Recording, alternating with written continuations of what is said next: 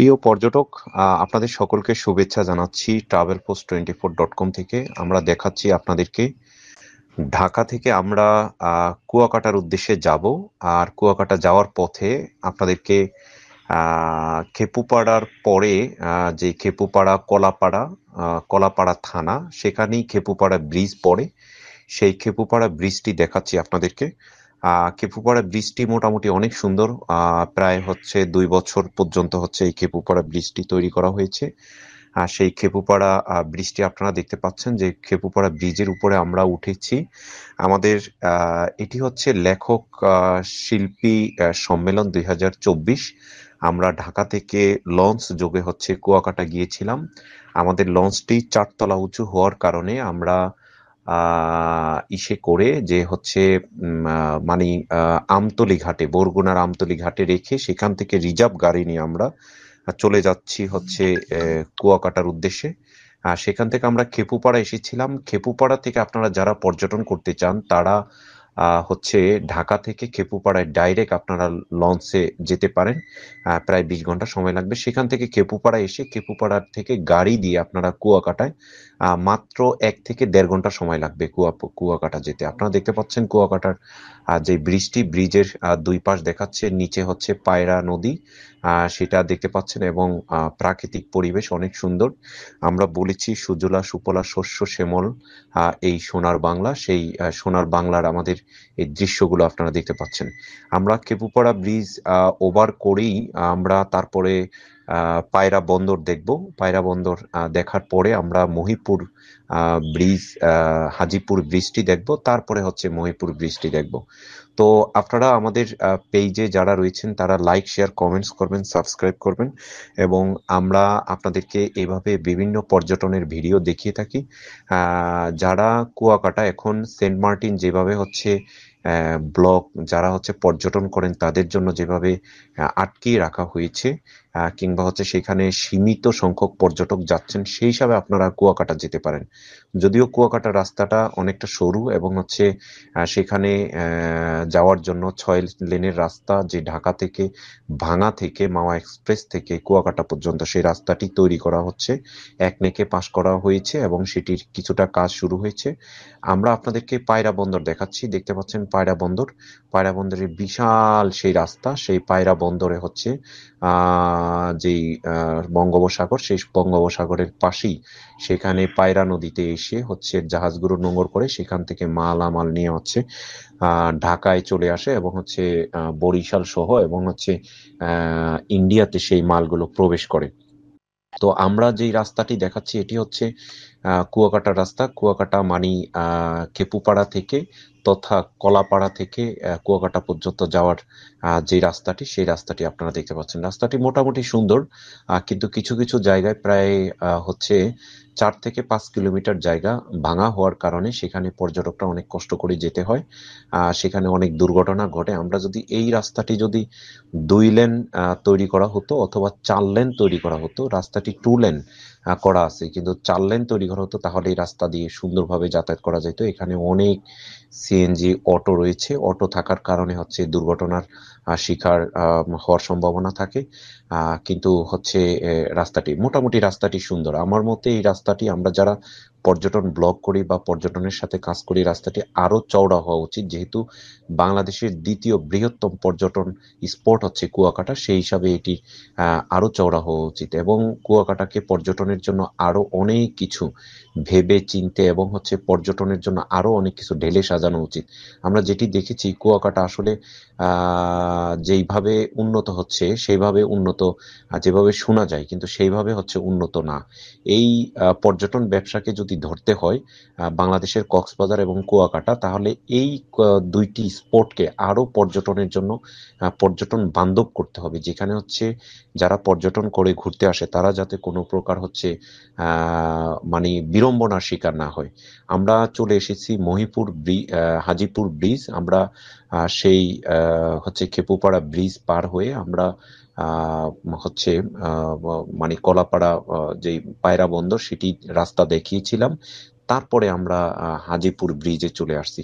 তো এই ব্রিজটিও অনেকদিন তৈরি করা হয়েছে। এই ব্রিজের উঠতে এবং নামতে দুই জায়গায় হচ্ছে অনেক ভাঙা রাস্তা দেখা যাচ্ছে। এখানে সড়ক ও জনপথ যারা রয়েছে তাদেরকে বলবো যে এই রাস্তাটি আরো যাতে সুন্দর করা হয় এবং হচ্ছে এইখানে কার্পেটিং সমস্যা হয়েছে সেটি যাতে তৈরি করা হয়। আমরা দেখতে পাচ্ছি পায়রা বন্দর, পায়রা বন্দরের পায়রা নদী সেটি দেখা যাচ্ছে এবং এখানে অনেকগুলো ছোট ছোট নদী রয়েছে। সেই নদীগুলো আপনারা দেখতে পাচ্ছেন। গাড়িটি যাচ্ছে আমাদের, এই গাড়িটির নাম হচ্ছে ভাই ভাই গাড়ি। সেই গাড়ি দিয়ে হচ্ছে আমরা আমতলী থেকে কুয়াকাটা পর্যন্ত যাচ্ছি। দেখতে পাচ্ছেন সেই ব্রিজের উপরে আসলে ভাঙা অংশগুলো যখন দেখা হয় তখন পর্যটকদের খুবই খারাপ লাগে।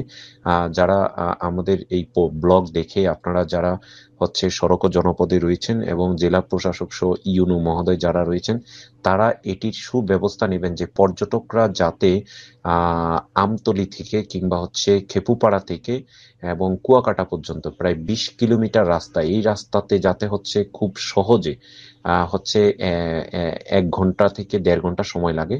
এই রাস্তার এই যে আপনারা যেটি দেখছেন খানাখন্দ অনেকটা হচ্ছে ভাঙাচোরা। এই রাস্তাটি যদি তৈরি করা হয় তাহলে আর কুয়াকাটার যারা পর্যটক রয়েছেন তারা আর কোনো বিড়ম্বনায় পড়বে না। আমরা দেখাচ্ছি আসলে খুবই কষ্ট লাগছে। আমরা গিয়েছিলাম হচ্ছে 6ই ডিসেম্বর 2024 কুয়াকাটার উদ্দেশ্যে গিয়েছিলাম, কিন্তু কুয়াকাটায় গিয়ে এরকম ভাঙ্গা রাস্তা দেখে মনটা অনেকটা খারাপ হয়ে গিয়েছে। যদিও কুয়াকাটা বিচে গিয়ে আমাদের মনটা অনেক সুন্দর হয়েছে। তারপরেও কুয়াকাটার যে চারপাশে যেই রাখাইন পল্লী রয়েছে এবং আমরা ঝাউবন, 3 নদীর মোহনা যেটি, এবং হচ্ছে কুয়াকাটা বিচ এবং হচ্ছে সূর্যোদয়ের যে জায়গা সেখানে আমরা গিয়েছিলাম। কিন্তু আসলে এইসব স্পটে যাওয়ার জন্য যখন যাচ্ছিলাম তখন খুবই খারাপ লেগেছিল। সেখানেও কিন্তু আমরা সুন্দর কোনো রাস্তা পাইনি। তো আমরা এখন আপনাদেরকে তাও কুয়াকাটার একটি রাস্তা দেখাচ্ছি। সেই রাস্তাটি আপনারা দেখে একটু তারপরে আমরা মহিপুর ব্রিজে উঠবো। মহিপুর ব্রিজের পরেই হচ্ছে কুয়াকাটা যে পর্যটন স্পট সেটি। তো আমাদের যে ট্রাভেল post24.com যেটা রয়েছে আমরা পর্যটনের ব্লগ করে থাকি। আপনারা আমাদের সাথে থাকবেন, লাইক শেয়ার কমেন্টস করবেন, আপনারাই বলে দিবেন কারণ আপনাদের জন্য এই ভিডিওগুলো তৈরি করা। কিভাবে ব্লগ করতে পারি, কিভাবে আরো সুন্দর করা যায়, আরো সুন্দর সুন্দর ভিডিও করা যায় এবং আমরা যেভাবে হচ্ছে আপনাদেরকে হচ্ছে এই রাস্তাঘাট বা কুয়াকাটায় যাওয়ার জন্য যেগুলো তৈরি করে থাকি সেগুলো আপনারা দেখতে পাচ্ছেন, জানতে পাচ্ছেন এবং হচ্ছে সেই সাথে সাথে আমরা আপনাদেরকে যেই ব্লগগুলো করছি সেগুলো দেখতে পাচ্ছেন।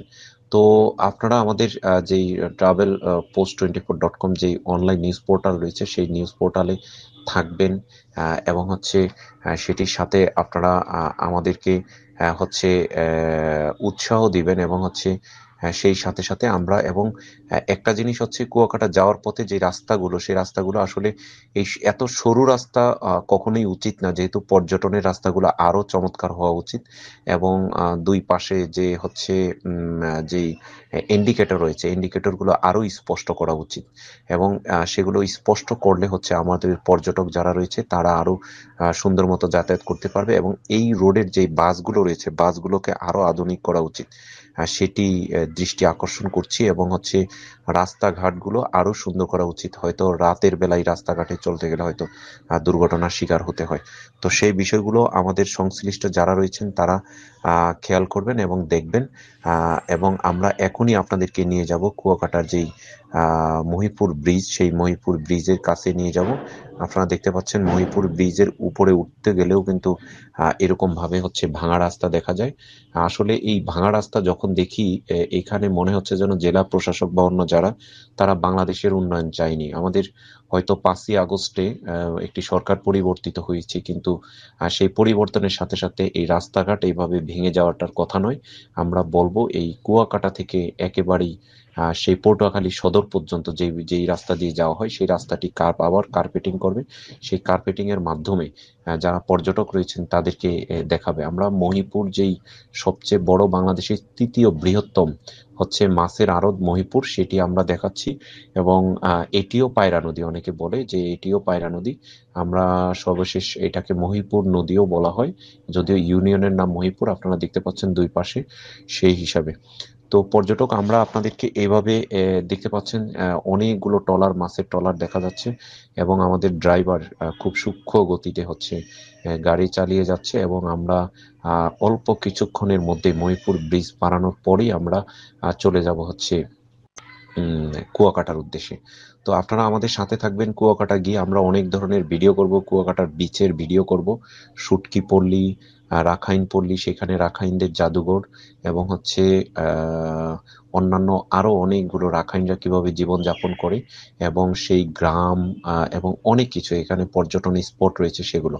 তো আপনারা আমাদের যারা সংশ্লিষ্ট রয়েছেন তাদেরকে বলবো যে কুয়াকাটার রাস্তাগুলো আপনারা সুন্দর করবেন এবং পর্যটক যারা রয়েছেন তারা হতাশা না হয়ে কুয়াকাটায় ঘুরতে যাবেন এবং কুয়াকাটায় ঘুরে বাংলাদেশকে দেখার জন্য, জানার জন্য সেই কাজগুলো আপনারা করে যাবেন।